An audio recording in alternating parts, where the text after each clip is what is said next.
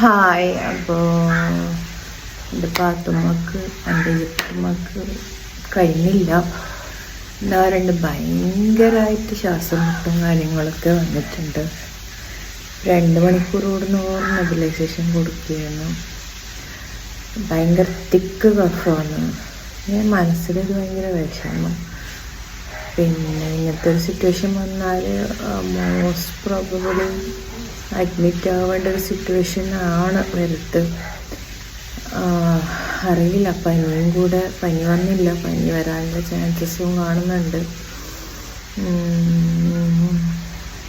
നമ്മൾ ഈ മാലായ കുഞ്ഞുങ്ങളിലെ പാരൻസ് എപ്പോഴും ഈ ഒരു ലെവലിലായിരിക്കും. എന്താ പറയണ്ടത്, എപ്പോഴും നമ്മൾ എക്സ്പെക്റ്റ് ചെയ്തുകൊണ്ടിരിക്കണം അവർക്ക് അസുഖം വരും. നമ്മളിപ്പോൾ നമ്മൾ പുറത്ത് പോയിട്ട് വരുന്ന സമയത്ത് നമ്മൾ കുളിച്ച് ഫ്രഷായി സോപ്പിട്ട് കൈ കഴുകി അങ്ങനെ ഭയങ്കരമായിട്ട് ശ്രദ്ധിച്ചിട്ട് ഞാൻ എൻ്റെ മോളെ തൊടാറ് പോലും ഉള്ളൂ, ഈവൻ എവിടെ പുറത്ത് പോയാൽ പോലും. പക്ഷെ എന്താ പറയണ്ടത്, നമ്മൾ അത്രയും ശ്രദ്ധിച്ചാലും വരും, അതിലൊന്നും ചെയ്യാനില്ല. പിന്നെ ഒരുപാട് പാരൻസായിട്ട് മെസ്സേജ് അയക്കാറുണ്ട് മാലായ കുഞ്ഞുങ്ങളെ. സത്യം പറഞ്ഞാൽ അവർ എൻ്റെ മോള് നിങ്ങളെ മോളെ പോലെയാണ്, അതുപോലെ മരണപ്പെട്ട കുട്ടികളെ പാരൻസ്, അതുപോലെ ഇപ്പം ജനിച്ച അല്ലെങ്കിൽ 10 മാസമായ ഇനിയും പ്രതീക്ഷകളോടുകൂടി നിൽക്കുന്ന പാരൻസ് എൻ്റെ മോക്ക് റെഡിയാവും. ഇപ്പം ഞാൻ പറയുമെന്ന് വെച്ചാൽ നിങ്ങളൊന്നും പ്രതീക്ഷിക്കണ്ട. കാരണം എല്ലാം എല്ലാവരുടെ കയ്യിലാണ്, നമുക്കൊന്നും പറയാൻ കഴിയില്ല.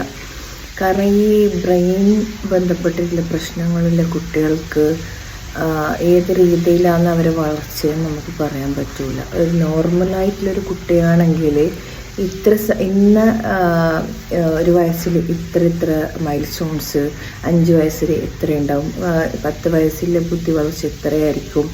കാരണം അവരുടെ ബ്രെയിനും കാര്യങ്ങളും വെയിനും എല്ലാം നോർമലാണ്. അപ്പം അബ്നോർമലായിട്ടുള്ള കുട്ടികളെ കാര്യം നമുക്കൊന്നും പറയാൻ കഴിയില്ല. മാലായ കുഞ്ഞുങ്ങളുടെ പാരൻസിനോട് ഞാൻ പറയുന്നത്, പ്രാർത്ഥിക്കുക, അവർ നന്നായിട്ട് നോക്കുക. വിഷമം വരുമ്പോൾ കരഞ്ഞ് മനസ്സിന് സമാധാനം കൊടുക്കുക. കാരണം അതല്ലാതെ നമുക്ക് വേറെ ഒന്നും ഇതിൽ ചെയ്യാനില്ല. പിന്നെ കുട്ടികൾക്ക് വേണ്ട ട്രീറ്റ്മെൻറ്റ് നമുക്ക് ചെയ്യാം. ട്രീറ്റ്മെൻറ്റ് ബന്ധപ്പെട്ട എന്തെങ്കിലും കാര്യങ്ങൾ ചോദിച്ചു കഴിഞ്ഞാൽ എനിക്ക് തീർച്ചയായിട്ടും പറയാം. പക്ഷെ പ്രതീക്ഷയോട് നിന്ന് എന്നോട് മെസ്സേജ് അയക്കുന്നവരോട് എനിക്കൊന്നും പറയാനില്ല. സത്യം പറഞ്ഞാൽ ഞാൻ ദുആ ചെയ്യും എന്നേ പറയാറില്ല. കാരണം